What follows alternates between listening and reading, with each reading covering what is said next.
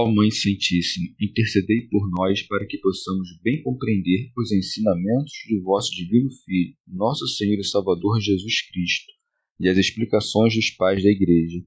Ó Virgem Imaculada, ofereço-vos este trabalho e peço que abençoeis aqueles que o ouvirem, e que seja para a maior honra e glória de Deus. Amém.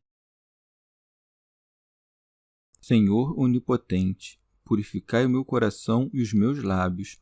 Vós, que purificastes os lábios do profeta Isaías com carvão em brasa, e dignai-vos, por tal modo, purificar-me com a vossa misericórdia, para que possa dignamente anunciar o vosso santo Evangelho. Por Jesus Cristo nosso Senhor. Amém. Senhor, abençoai-me.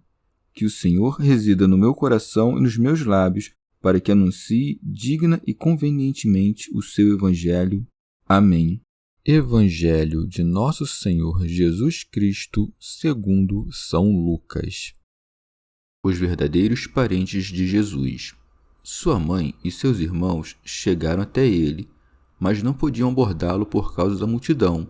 Avisaram-no então: tua mãe e teus irmãos estão lá fora querendo te ver.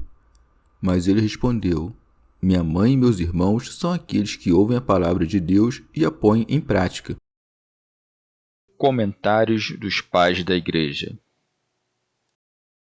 Tito Bostrense. Deixando de lado os parentes carnais, Nosso Senhor ocupava-se de ensinar a doutrina do Pai.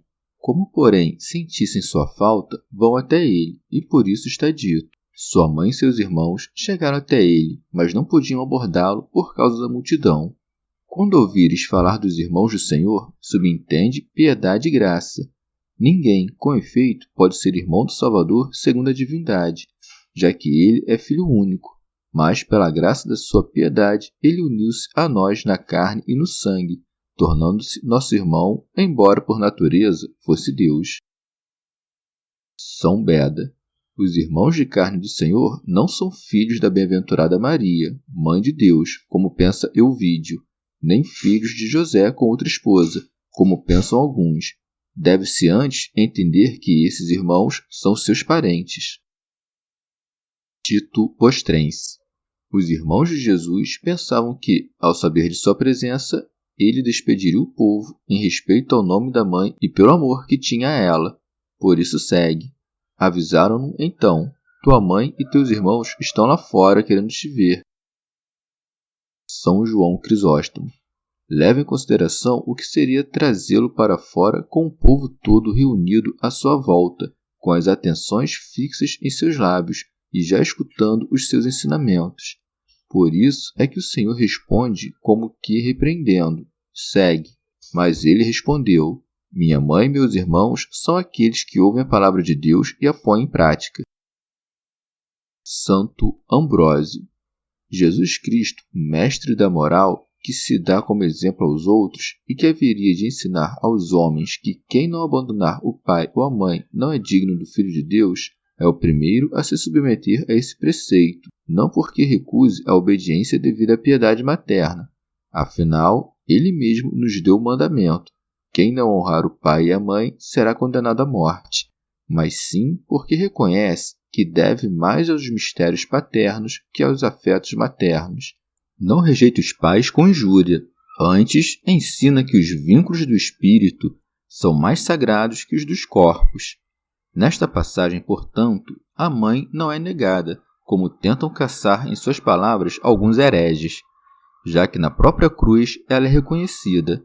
Apenas o cumprimento dos mandamentos celestiais é colocado acima do parentesco carnal.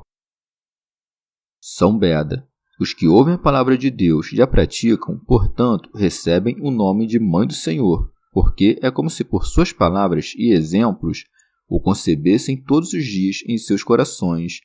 São também seus irmãos quando cumprem a vontade do seu Pai que está nos céus.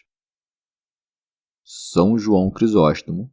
Não disse isso para repreender a mãe, mas, pelo contrário, para prestar-lhe um auxílio singular.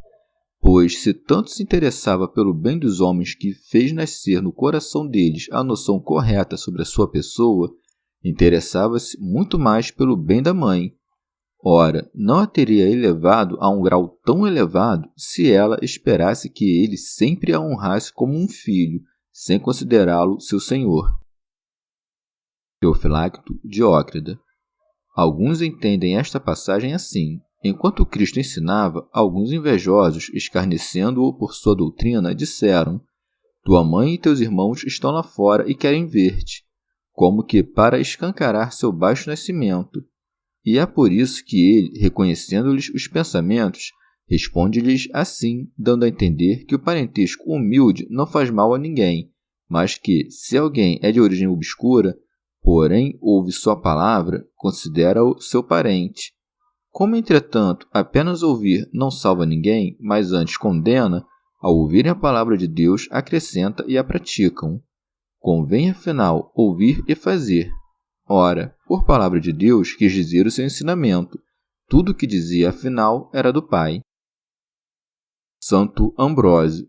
Em sentido místico, porém, não devia estar do lado de fora quem procurava Cristo, e por isso diz o profeta: Olhai para ele, a fim de vos alegrardes. Os que estão do lado de fora não são reconhecidos por Cristo, ainda que sejam seus parentes, e não reconhecidos, talvez, para dar-nos exemplo, já que, do mesmo modo, nós não somos reconhecidos se estamos do lado de fora. Não é tampouco absurdo entender que os parentes aqui representam os judeus, dos quais Cristo veio segundo a carne, e que ele preferiu a igreja à sinagoga. São Beda. Enquanto Nosso Senhor ensina do lado de dentro, seus parentes, aproximando-se, não podem entrar, pois não fazem caso de entender em sentido espiritual suas palavras. A multidão, porém, precedeu-os e conseguiu entrar, porque, enquanto a Judéia protelava, os gentios acorreram a Cristo. Aqueles que, estando fora, querem ver Cristo, são os que, sem buscar o sentido espiritual da lei, detêm-se do lado de fora para a guarda da letra, e forçam Cristo a sair para lhes dar preceitos carnais em vez de permitir-se entrar para receber ensinamentos espirituais. Chegamos ao fim de mais um dia de comentários da Catena Áurea. Muito obrigado por ficarem até aqui, que Nossa Senhora derrame suas graças sobre nós e até amanhã.